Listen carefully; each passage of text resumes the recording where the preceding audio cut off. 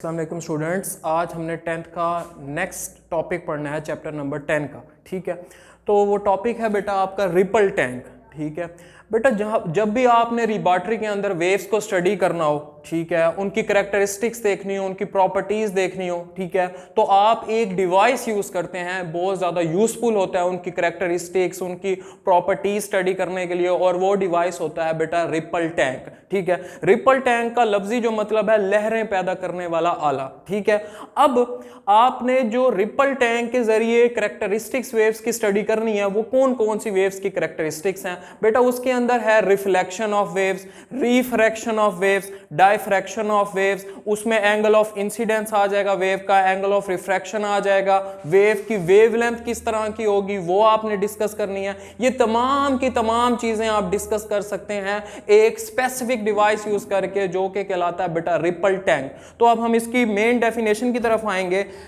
Ripple tank की बेटा main definition ये है, a device which is used to produce water waves and to study their characteristics, यानी एक ऐसा डिवाइस जो स्पेसिफिकली वाटर वेव्स को प्रोड्यूस करे और इनकी करेक्टरिस्टिक्स को स्टडी करे, वो कहलाता है रिपल टैंक। याद रखिएगा, यहां पे वेव्स की जिनकी बात हो रही है वाटर वेव्स है, जस्ट एक टाइप ऑफ वेव्स की बात हो रही है, वाटर वेव्स हैं। और वाटर वेव्स का आपको पता है ये होती हैं आपके पास परपेंडिकुलर वेव्स, ठीक है, ट्रांसफर वेव, जहां पे आपके पास जो पार्टिकल्स और मीडियम होते हैं वो परपेंडिकुलर होते हैं to the direction of propagation of waves के। ठीक है, उसके बाद ये जो इसके फंक्शन है, रिपल टैंक के जो फंक्शन है वो ये है कि जनरेट वेव, ठीक है, वेव को जनरेट करना, और स्पेसिफिकली कौन सी वेव को? वाटर वेव को।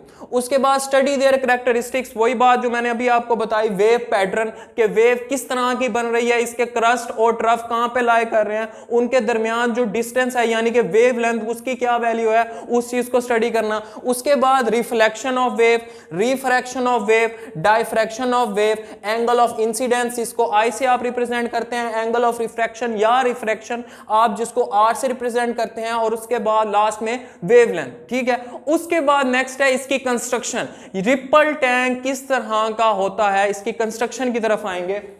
Ripple tank consists of a rectangular tray having glass bottom and is placed nearly half meter above the surface of the table। Ripple tank एक rectangular tray होता है, ठीक है, एक टेबल आप जो देखते हैं रेक्टेंगुलर शेप की, ये बिल्कुल उसी तरह का एक डिवाइस होता है। ठीक है, लेकिन इसमें यह है कि जो टेबल की अपर सरफेस होती है वो होती है वुडन बोर्ड। ठीक है, उस वुडन बोर्ड की बजाय यहां पे आपने एक ट्रांसपेरेंट ग्लास की शीट यूज करनी होगी, जिसपे अगर आप बल्ब के जरिए लाइट फॉल आउट करें तो उसका रिफ्लेक्शन और रिफ्रैक्शन आपको क्लियरली नजर आ सके। ठीक है, यहां पे आपने ग्लास की एक शीट यूज करनी है इसकी अपर सरफेस के ऊपर। और याद रखें ये कितना ऊपर होता है, इसकी हाइट होती है हाफ मीटर, यानी कि सतह जमीन से ये जो ऊपर होता है इसकी टेबल की हाइट होती है हाफ मीटर। ठीक है, उसके बाद इसकी फिगर है, ये वही आपके पास रिपल टैंक है रेक्टेंगुलर शेप में। ठीक है, ये पूरा का पूरा रेक्टेंगुलर शेप का एक टेबल आ गया। ठीक है,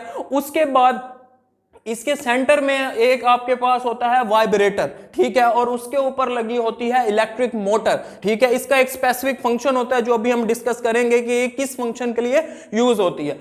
उसके बाद नेक्स्ट है, ऊपर एक स्टैंड लगा होता है, ठीक है, और जो स्टैंड है उसको आप सप्लाई देते हैं वायर्स के जरिए जो आपके पास आती है इसकी इलेक्ट्रिक मोटर को। याद रखें, जैसे ही आप सप्लाई को ऑन करते हैं तो यहां पे जो वाइब्रेटर है वो रोटेट करना या वाइब्रेट करना शुरू कर देता है। जैसे ही वाइब्रेटर रोटेट करता है वेव जनरेट होना स्टार्ट हो जाती हैं। और कौन सी वेव स्टार्ट होंगी? वाटर वेव्स, क्योंकि रिपल टैंक हम यूज कर रहे हैं, और रिपल टैंक का जो मेन मकसद है, मेन पर्पस है, वाटर वेव्स को जनरेट करना है। उसके बाद नेक्स्ट बेटा ये है कि जैसे ही वेव्स जनरेट होंगी उनका जो पैटर्न है, उनका जो इमेज है, वो नीचे स्क्रीन लगी होगी व्हाइट पेपर की, उसके ऊपर क्लियरली शो हो रहा होगा कि कौन से पोर्शन के अंदर क्रस्ट वाला पोर्शन है और कौन से रीजन में ट्रफ है। ठीक है, और उनके दरमियान जो वेवलेंथ डिस्टेंस है वो भी क्लियरली यहां पे शो हो रहा होगा। अब इसके पार्ट्स जो अभी हमने डिस्कस किए सारे के सारे, वो पार्ट्स भी आपने इसके माइंड में रखने हैं। आपसे शॉर्ट क्वेश्चन में ये पूछे जा सकते हैं कि रिपल टैंक कौन कौन से पार्ट्स पे कंसिस्ट करता है। सबसे पहले नंबर पे इलेक्ट्रिकल सप्लाई, उसके बाद आपने देखा स्टैंड, फिर आपने देखा वाइब्रेटर, उसके बाद वुडन बार,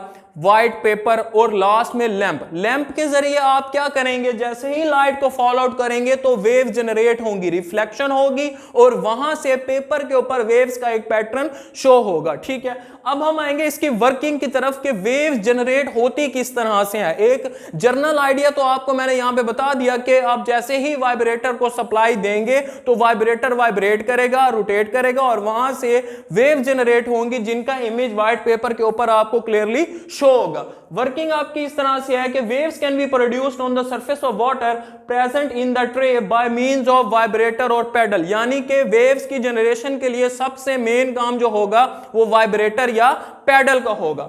उसके बाद जो वाइब्रेटर है इसका मेन फंक्शन क्या होगा, the vibrator is an oscillating motor. Oscillating motor के ये ऑसिलेट करेगी, ये टू एंड फ्रो मूव करेगी। ठीक है, fixed on the wooden plate, ये जो वाइब्रेटर है ये वुडन प्लेट के ऊपर फिक्स्ड होता है। ठीक है, ओवर द ट्रे के ऊपर such that it's lower surface just touches the surface of water. इस तरह से इसे सेट करना है कि इसकी जो नीचे वाली लोअर सरफेस है वो वाटर की सरफेस को टच करे। ठीक है, उसके बाद नेक्स्ट है on setting the vibrator on this wooden plate start vibrating to generate water waves. अभी आपको बताया जैसे ही आप वाइब्रेटर को सप्लाई देंगे वो वाइब्रेशन शुरू करेगा, वाइब्रेट करना शुरू करेगा और जैसे ही वो वाइब्रेटर मूव करना शुरू करेगा नीचे वेव का एक स्पेसिफिक पैटर्न बन रहा होगा, यानी कि यहां पे क्रस्ट और ट्रफ के लिहाज से आपको वेव्स नजर आएंगी। ठीक है, उसके बाद वेव्स बन गई। Water waves consisting of straight wave front, ये लफ्ज बहुत ज्यादा इंपॉर्टेंट है कि जो वेव फ्रंट हैं वो स्ट्रेट होंगे।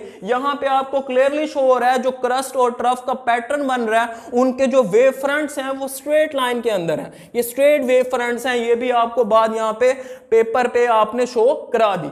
नेक्स्ट है electric bulb. Electric bulb is hung above the tray to observe the image of water wave on the screen. ठीक है, जो इलेक्ट्रिक बल्ब है वो यहां पे ऊपर हंग किया जाएगा जो कि आपके पास ट्रे से थोड़ा सा ऊपर होगा। ठीक है, और जैसे ही आप बल्ब को ऑन करेंगे इस ट्रे के ऊपर उसका इमेज पड़ेगा और वहां से जनरेट जो वाइब्रेटर है वो बहुत ज्यादा वाइब्रेट कर रहा होगा। जैसे वाइब्रेटर वाइब्रेट करेगा उसके साथ जो वेव्स का पैटर्न है वो नीचे यहां पे शो हो रहा होगा। तो यहां जो मेन चीज है वो ये है बेटा कि अगर आपने किसी भी तरह की वेव्स प्रोड्यूस करनी है तो वो इलेक्ट्रिक बल्ब के जरिए जो आप इमेज डालेंगे उसके जरिए जो वाइब्रेटर ऑन होगा उसकी फ्रीक्वेंसी और एक स्पेसिफिक डिवाइस जो आप किसी भी तरह की वेव्स को प्रोड्यूस करने के लिए यूज कर सकते हैं उनकी फ्रीक्वेंसीज अगर इक्वल हो जाती हैं तो आपको अपनी रिक्वायर्ड वेव मिल जाएगी। अब देखते हैं हम कौन सी वेव के लिए कौन सी डिवाइस यूज करते हैं। अगर हम प्लेनर वेव यूज करना चाहते हैं, अगर हम प्लेनर वेव हासिल करना चाहते हैं तो हमने ये एक स्पेसिफिक डिवाइस होता है स्ट्रोबोस्कोप।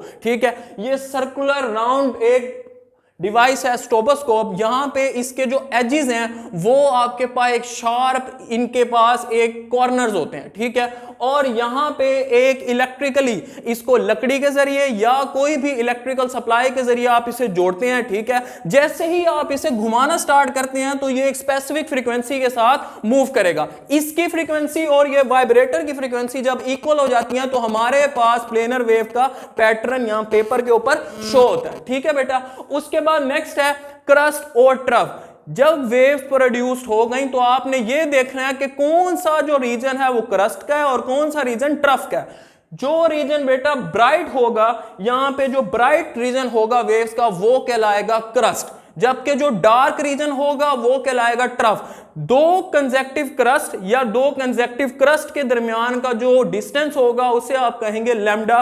तो यहां से आप वेवलेंथ लैम्डा भी फाइंड आउट कर सकते हैं। ये था इसका हाफ पोर्शन, जो रिपल टैंक का हाफ पोर्शन था वो ये था। अभी इसकी करैक्टरिस्टिक्स बाकी हैं, ये इसकी कंस्ट्रक्शन और इसकी वर्किंग थी। इसकी करैक्टरिस्टिक्स बाकी हैं जो कि रिफ्लेक्शन, रिफ्रैक्शन और डायफ्रैक्शन होगी, वो इंशाल्लाह हम कल स्टडी करेंगे। Thank you.